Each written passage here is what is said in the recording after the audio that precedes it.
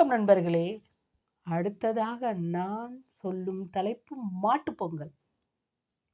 நான் சிறுவயதாக இருக்கும் பொழுது என்னுடைய தாத்தா அவர்கள் விவசாயம் செய்தார். ஆகவே அப்பொழுது எங்கள் வீட்டில் எனக்கு நன்றாக நினைவுள்ளது. 5, 6 மாடுகள், ஆடு, கோழி எல்லாம் வளர்த்தோம். என்னுடைய தாத்தா அம் பலூன், முறுக்கு மாட்டுக்கு என்னென்ன பிடிக்குமோ அது எல்லாம் என்னுடைய தகப்பனார் என்ன பண்ணுவாங்கன்னா, காலையிலேயே மாட்டை கொண்டு போய் மாட்டை சுத்தமாக குளிக்க வச்சு, அதுக்கு பெயிண்ட்லாம் தலையில் கொம்புக்கெல்லாம் பெயிண்ட்லாம் அடித்து வண்ணம் பூசி, அதுக்கு பலூன்லாம் நாங்கள் என்ன பண்ணுவோம், சின்ன போதில் பலூன்லாம் ஊதி, முறுக்கு அதுக்கு பிடிக்கும். முறுக்கு அதுக்கு என்னென்ன பொருட்கள்லாம் பிடிக்குமோ அந்த மாலையிலே அதை வச்சு கட்டுவோம் நாங்கள்.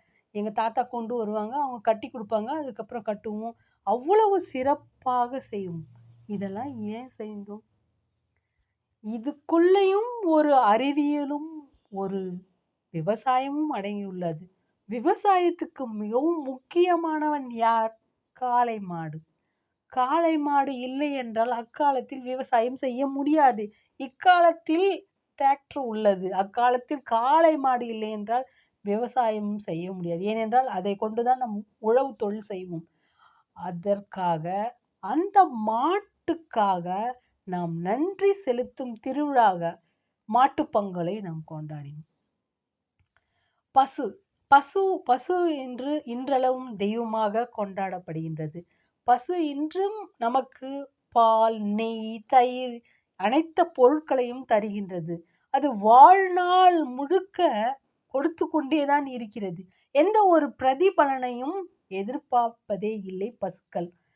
ஆகவே அதற்கு நன்றி செலுத்தும் திருவிழாவாக மாட்டுப் பொங்கல் கொண்டாடப்படுகிறது. நாம் என்ன நினைப்போம், மாட்டுக்கு ஏன்டா ஒரு பொங்கல் கொண்டாடுறோம்? மாட்டுக்கு ஏன் கொண்டாடணும்னா, அக்காலத்தில் விவசாயம்தான் மிகவும் முக்கியமான தொழில். இன்று நாம் எல்லாரும் கணினி முன் பணிகளை செய்வதனால் நாம் சிறிதளவு விவசாயத்தை மறந்துவிட்டோம். சில பேருக்கு விவசாய நிலங்கள் இல்லை. அதனால் அவர்கள் பயிர் வைக்க முடியவில்லை.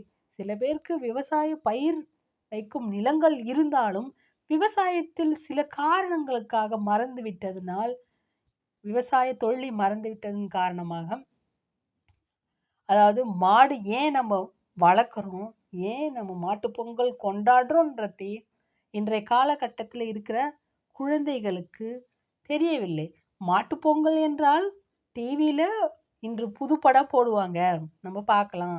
மாட்டுப் பொங்கல் என்றால் எனக்கு பள்ளியில் விடுமுறை விடுவாங்க, நான் அழகாக உட்காந்து டிவி பார்க்கலாம். இப்படி தான் நம்மளுடைய சிந்தனை திறன் வளர்ந்து விட்டது. நான் என்ன சொல்கிறேன்னா, இன்றைக்கு உங்களால் மாடு வளர்க்க முடியலைனாலும் உங்கள் வீட்டு அருகிலே இருக்கக்கூடிய மாட்டுக்கு அந்த மாட்டுப் பொங்கல் அன்னைக்கு உங்களால் முடிந்த, அதாவது நீங்கள் வீட்டில் கண்டிப்பாக சாதம் செஞ்சுருப்பீங்க, அதை கொடுங்க. இல்லைன்னா உங்கள் வீட்டில் தண்ணி வேஸ்ட்டாக இருக்கும், வடித்த தண்ணி, அதை கொடுங்க. நல்ல தண்ணியே கொடுங்க. இது மாதிரி செய்வதன் மூலமாக அந்த மாட்டினுடைய தலைமுறை என்பது அழிந்து போகாது. அந்த காலகட்டத்தில் நான் பார்த்தது எல்லாம் நாட்டு மாடு. இப்பொழுது நாட்டு மாடுகளே நானே கிராமப்புறத்தில் தான் இருக்கிறேன். நாட்டு மாடு என்பதை பார்க்க முடியவில்லை. இங்கேயே ஜெர்சி அந்த மாதிரி சீமை பசுக்களை தான் நான் பார்க்க முடிகிறது.